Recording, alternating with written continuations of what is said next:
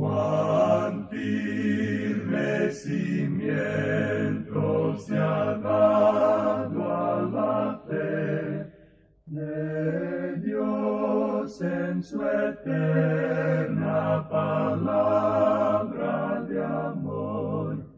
Con el propósito de compartir con usted las inmutables verdades de la palabra de Dios, presentamos A Través de la Biblia, un estudio detallado y sistemático de toda la Biblia que le ayudará a conocer lo que Dios ha revelado para nuestro provecho espiritual. Estos estudios bíblicos fueron diseñados y elaborados por el Dr. J. Vernon McGee, versado maestro de la Biblia, quien dedicó la mayor parte de su vida a la enseñanza clara y sencilla de la palabra de Dios. Acompáñenos, pues, mientras avanzamos en nuestro recorrido a través de la Biblia. Cuán firme cimiento la palabra de Dios. Es un gozo estar nuevamente con usted, amigo oyente, para traerle otro estudio de la serie A Través de la Biblia. Continuamos hoy, amigo oyente, considerando el capítulo 22 del Evangelio según San Lucas. Y comenzaremos leyendo el versículo 54 que nos habla del arresto de Jesús y su conducción a la casa del sumo sacerdote. Leamos pues Lucas 22, versículo 54. Y prendiéndole le llevaron y le condujeron a casa del sumo sacerdote, y Pedro le seguía de lejos.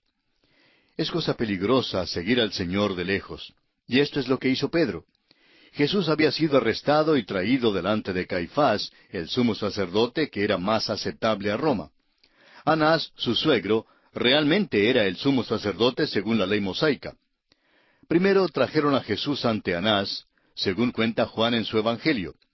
Y algunos hasta creen que Anás era quien realmente estaba tras el complot de matar a Jesús y que éste se había tramado en una reunión del Sanedrín. Bueno, aquí vemos a Pedro, pues, moviéndose hacia su caída vergonzosa. Seguía a Jesús desde lejos y luego se sentó entre quienes en realidad no debió haberse sentado. Veamos entonces lo que sucede en los versículos 55 al 57 de este capítulo 22 de Lucas. Y habiendo ellos encendido fuego en medio del patio, se sentaron alrededor, y Pedro se sentó también entre ellos. Pero una criada, al verle sentado al fuego, se fijó en él y dijo, «También éste estaba con él». Pero él lo negó, diciendo, «Mujer, no lo conozco». Mientras la farsa del juicio de Jesús se llevaba adelante, Simón Pedro se situó en un lugar expuesto a gran tentación. Primero, una criada le hizo negar a su Señor. Pedro se avergonzó de ser conocido como seguidor de Jesús en aquella situación. Amigo oyente, ¿no hemos estado todos nosotros alguna vez en una posición similar? Que Dios perdone nuestra cobardía y debilidad, así como le perdonó a Pedro. Continuemos ahora con los versículos 58 y 59 de San Lucas, capítulo 22. Un poco después, viéndole otro, dijo, «Tú también eres de ellos». Y Pedro dijo, «Hombre, no lo soy». Como una hora después, otro afirmaba diciendo, «Verdaderamente también éste estaba con él, porque es Galileo». Otro le señaló como seguidor de Jesús cuando trató de juntarse con otro grupo. Y una vez más, Pedro niega a Jesús. Y se aparta luego a un tercer lugar, y esta vez su debilidad de querer hablar demasiado fue lo que le metió en apuros. Su acento al hablar divulgó que era Galileo. Sigamos ahora con el versículo 60 de Lucas 22. Y Pedro dijo, «Hombre, no sé lo que dices». Y enseguida, mientras él todavía hablaba, el gallo cantó. Amigo oyente, si Pedro hubiera dejado las cosas como estaban, eso habría sido su fin. Habría terminado como terminó Judas Iscariote. Pero fíjese lo que sucedió aquí en los versículos 61 y 62 de Lucas capítulo 22. Entonces, vuelto el Señor, miró a Pedro. Y Pedro se acordó de la palabra del Señor que le había dicho, «Antes que el gallo cante, me negarás 3 veces». Y Pedro, saliendo fuera, lloró amargamente. Simón Pedro amaba a Jesús y era sincero cuando prometió serle fiel, pero no conocía su propia debilidad, no se conocía a sí mismo. Todavía no había llegado al punto de reconocer que en él, en su carne, no moraba el bien. Pedro aprendió más tarde por experiencia propia la verdad que escribió en su primera carta, capítulo 1, versículo 5, donde dice, que sois guardados por el poder de Dios mediante la fe, para alcanzar la salvación que está preparada para ser manifestada en el tiempo postrero. Pedro lloró, amigo oyente, y estamos convencidos que estas fueron lágrimas de un arrepentimiento genuino. Cualquier hijo de Dios puede volverse a él. El apóstol Juan en su primera carta, capítulo 1, versículo 9, nos dice que si confesamos nuestros pecados, Él es fiel y justo para perdonar nuestros pecados y limpiarnos de toda maldad. Simón Pedro era tan malo como era Judas. No le vendió, pero le negó. Ahora, la única diferencia que hay entre Judas y Pedro es que Pedro se arrepintió. Nuestro Señor oró para que la fe de Pedro no faltara. Luego, el doctor Lucas nos dice que nuestro Señor apareció personalmente a Pedro. Amigo oyente, Él es un Salvador maravilloso. Murió por nosotros y vive hoy para guardarnos. Y llegamos ahora a otro aspecto. Jesús es escarnecido y azotado. Leamos los versículos 63 al 65 de Lucas capítulo 22. Y los hombres que custodiaban a Jesús se burlaban de él y le golpeaban, y vendándole los ojos, le golpeaban el rostro y le preguntaban diciendo, Profetiza, ¿quién es el que te golpeó? Y decían otras muchas cosas, injuriándole. Los principales sacerdotes y ancianos llevaron a Jesús a la casa de Anás. Ahora era ilegal detener a Cristo sin acusación, pero le detuvieron hasta cuando pudieran formular una acusación en una reunión del Sanedrín. Le arrestaron antes de que tuvieran un plan. Lo interesante es que su intención no había sido prenderle tan pronto como le prendieron. Judas había llegado donde ellos y les había dicho, mejor es que le prendan mientras pueden.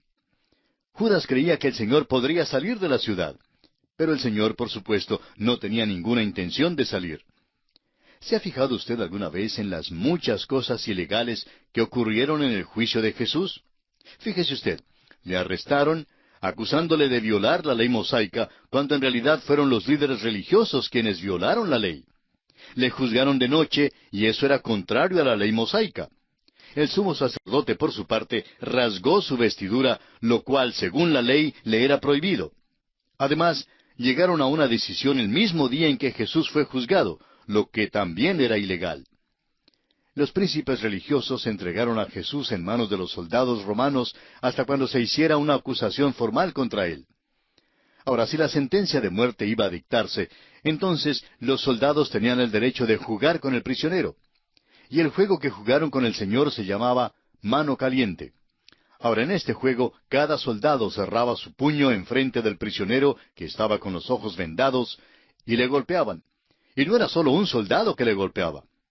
Luego se le quitaba la venda al prisionero y tenía que adivinar cuál era el soldado que no le había golpeado. Lo interesante es que de costumbre el soldado que golpeaba al prisionero se paraba detrás de él. Y por eso, pues no había forma en la cual el prisionero pudiera adivinar correctamente. Y así volvían a jugar este juego varias veces. Bueno, creemos que en este juego esos soldados golpearon la cara de Cristo hasta cuando se cansaron. Dudamos que alguien pudiera haberle reconocido después de semejante maltrato.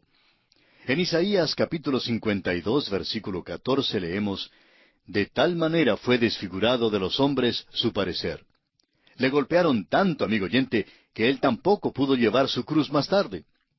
Ahora, en los versículos 66 al 69, vemos que traen a Jesús ante el Sanedrín. Leamos estos versículos 66 al 69 de Lucas capítulo 22. Cuando era de día, se juntaron los ancianos del pueblo, los principales sacerdotes y los escribas, y le trajeron al concilio, diciendo, ¿Eres tú el Cristo? Dínoslo.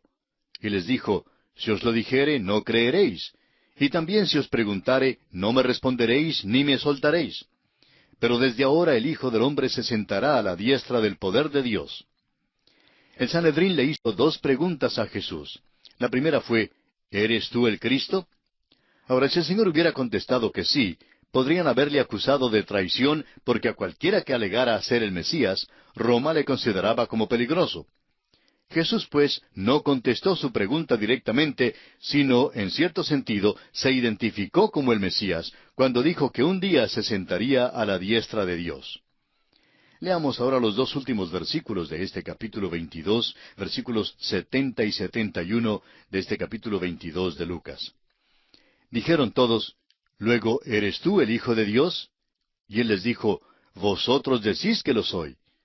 Entonces ellos dijeron, «¿Qué más testimonio necesitamos? Porque nosotros mismos lo hemos oído de su boca». Esta es la base sobre la cual los príncipes religiosos se pusieron de acuerdo para crucificarle, pero esta no fue la base sobre la cual lo llevaron a la corte romana para ser acusado. Cuando fueron de una corte judía a una corte romana, las acusaciones cambiaron, como veremos en el capítulo 23. Y así, amigo oyente, concluye nuestro estudio del capítulo 22 del Evangelio según San Lucas. Y llegamos ahora al capítulo 23. En este capítulo consideraremos los siguientes aspectos. Primero, Jesús ante Pilato y ante Herodes. En segundo lugar, Herodes se burla de él y le envía de nuevo a Pilato. En tercer lugar, Jesús es entregado para ser crucificado. Cuarto, Jesús predice la destrucción de Jerusalén. Quinto, Jesús ora por sus enemigos. Y sexto, su muerte y su sepultura. Lucas hace lo mismo que hacen los otros escritores de los evangelios sinópticos al incluir su relato de Jesús ante Pilato, la crucifixión y el sepelio de Jesús. Pero solo el doctor Lucas incluye el relato de lo que ocurrió cuando Pilato envió a Jesús ante Herodes. El silencio de Jesús ante Herodes es sorprendente. Jesús es la culminación de la línea descendiente de Jacob, y Herodes, por otra parte, es la culminación de la línea descendiente de Esaú. Jesús no tuvo ninguna palabra para Herodes. Antes lo había llamado aquella zorra. Nuestro estudio de este capítulo comienza, pues, con la escena en la cual Jesús es traído ante Pilato. Leamos los primeros dos versículos de este capítulo 23 de San Lucas. Levantándose entonces toda la muchedumbre de ellos, llevaron a Jesús a Pilato. Y comenzaron a acusarle, diciendo, «A éste hemos hallado que pervierte a la nación y que prohíbe dar tributo a César, diciendo que él mismo es el Cristo, un rey». Pilato era el gobernador romano de Palestina. De costumbre venía a Jerusalén durante el tiempo de la Pascua para ver las multitudes que venían para celebrar la fiesta. Ahora, siendo que una violación de la ley mosaica no serviría en manera alguna para influenciar a un romano, decidieron entonces acusar a Jesús de traición, lo cual era totalmente absurdo.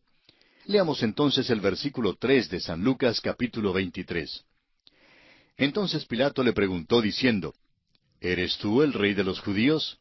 Y respondiéndole él dijo, «Tú lo dices». Ahora fíjese usted en esta escena.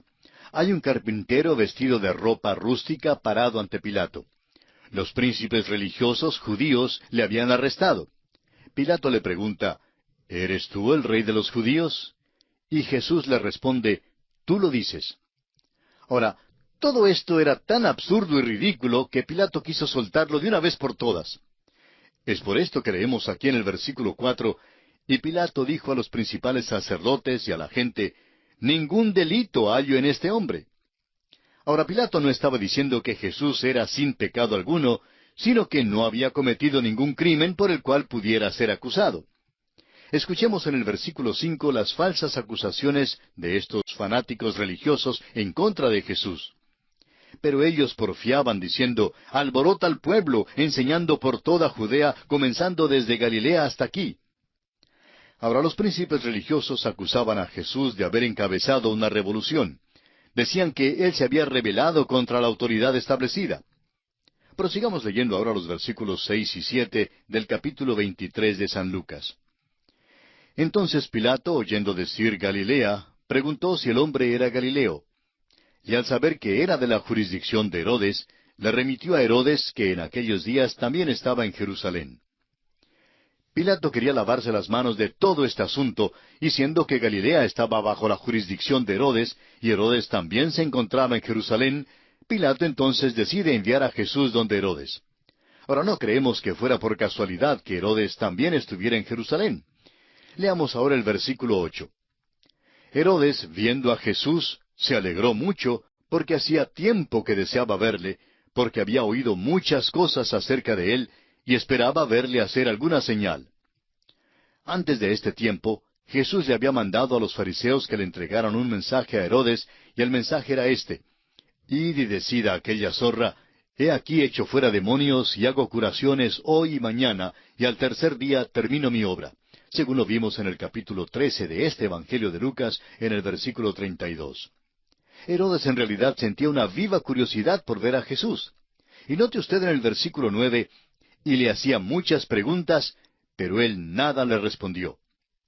Nuestro Señor no tenía ninguna palabra para Herodes.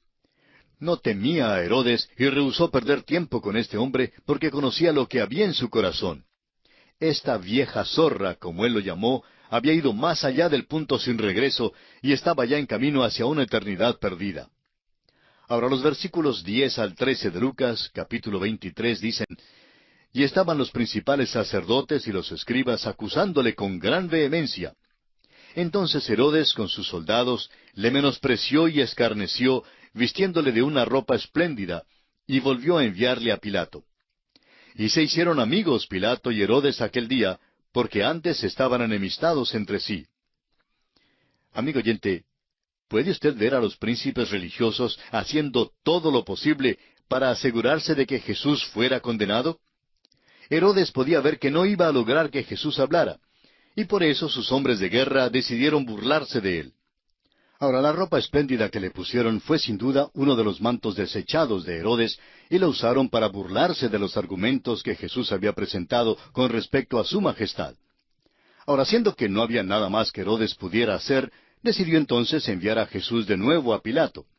Esta frase, se hicieron amigos, aquí en el versículo 12, señala el principio del movimiento ecuménico, ya que antes de que este problema se presentara en cuanto a Jesús, Herodes y Pilato estaban enemistados entre sí. Pero ahora se juntan porque los dos se oponen a Jesús. Sigamos adelante ahora con los versículos 13 al 15 de este capítulo 23 de Lucas. Entonces Pilato, convocando a los principales sacerdotes, a los gobernantes y al pueblo, les dijo: Me habéis presentado a éste como un hombre que perturba al pueblo, pero habiéndole interrogado yo delante de vosotros, no he hallado en este hombre delito alguno de aquellos de que le acusáis. Y ni aun Herodes, porque os remití a él. Y he aquí, nada digno de muerte ha hecho este hombre. Pero parece que Pilato todavía creía que no había ninguna acusación que pudieran lanzar contra Jesús. Herodes no había hecho nada sino burlarse de él, ponerle una ropa estrafalaria y enviarle de nuevo a Pilato. Estas acusaciones, pues, no merecían consideración alguna. Ahora note usted lo que dice Pilato en el versículo 16 de Lucas 23. Le soltaré, pues, después de castigarle. Esa es la decisión de Pilato, pero es una decisión débil y vacilante. En realidad, es Pilato quien estaba siendo juzgado, no Jesús. Pilato es quien trata de zafarse, no Jesús. Jesús no estaba tratando de evadir a Pilato de ninguna manera. Es Pilato quien está tratando de evadir el hacer una decisión en cuanto a Jesús. Y cuando una corte romana tomó la decisión de crucificar a Jesús, los días de Roma quedaron contados y Roma prácticamente se encaminó hacia su caída. Pilato trató de evitar hacer una decisión en cuanto a Jesús, pero no pudo. Tuvo que por fin hacer una decisión, así como todos los hombres hoy en día tienen que hacer su decisión en cuanto a Jesucristo. O bien le rechazan, o bien le reciben como su Salvador personal. Amigo oyente, ¿cuál es la decisión suya en cuanto a Jesús? Es nuestra ferviente oración que usted en este mismo momento, allí donde se encuentra, abra las puertas de su corazón al Hijo de Dios, el Señor Jesucristo, y le permite entrar y constituirse en el dueño y salvador absoluto de todo su ser, de manera que sea Él quien le controla completamente. Ábrale hoy las puertas de su corazón a Cristo Jesús y reciba así la salvación eterna de su alma. Que el mismo Espíritu Santo de Dios le ayude a dar este paso decisivo que sellará su destino eterno. Y aquí nos detenemos por hoy, amigo oyente, y continuaremos el estudio de este capítulo 23 de San Lucas en nuestro próximo programa.